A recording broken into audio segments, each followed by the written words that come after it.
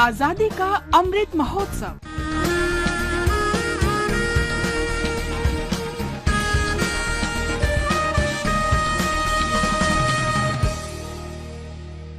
आजादी का सफर आकाशवाणी समाचार के साथ। सुरेंद्र नाथ बनर्जी ने 26 जुलाई 1876 को इंडियन एसोसिएशन की स्थापना की। भारतीय संघ कांग्रेस से पहले के संगठनों में सबसे शक्तिशाली संगठन यही था।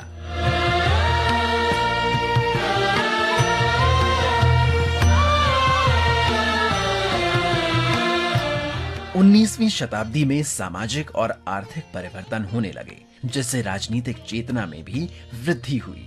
इसी से राजनीतिक संघों और स्वतंत्रता के लिए राष्ट्रीय आंदोलनों का जन्म हुआ। 1875 में शिशिर कुमार घोष और शंभू चरण मुखर्जी ने लोगों के बीच राष्ट्रवाद की भावना की दिशा में काम करने के लिए द इंडिया लीग की स्थापना की।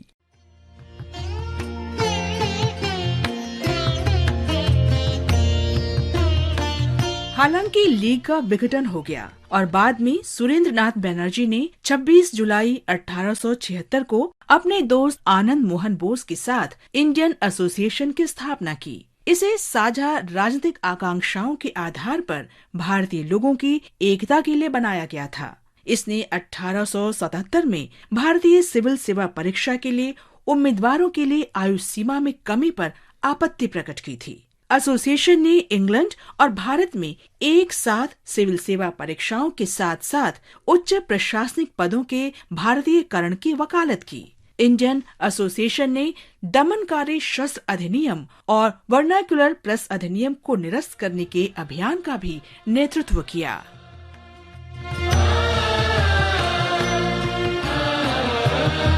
इंडियन एसोसिएशन ने बंगाल और बंगाल के बाहर अन्य कस्बों और शहरों में शाखाएं स्थापित की।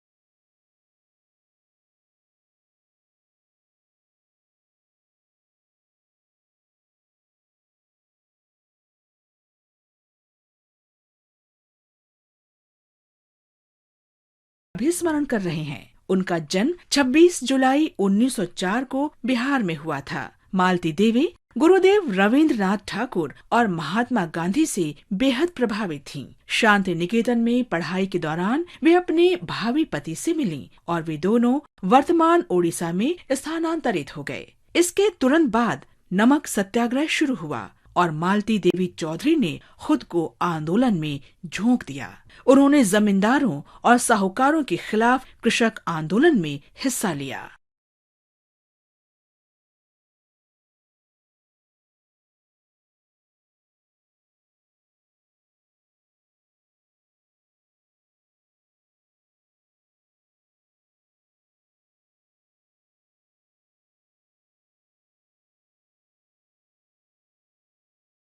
ने भारत की संविधान सभा के सदस्य के रूप में और उत्कल प्रदेश कांग्रेस समिति के अध्यक्ष के रूप में शिक्षा की भूमिका पर जोर देने की पूरी कोशिश की। उन्होंने विशेष रूप से ग्रामीण पुनर्निर्माण में वयस्क शिक्षा पर बल दिया। वो आचार्य विनोबा भावे के भूदान आंदोलन में भी शामिल हुई। 15 मार्च 1998 को मालती देवी चौधरी का निधन हो गया। भारत की महान बेटी को आकाशवाणी समाचार का शत शत नमन।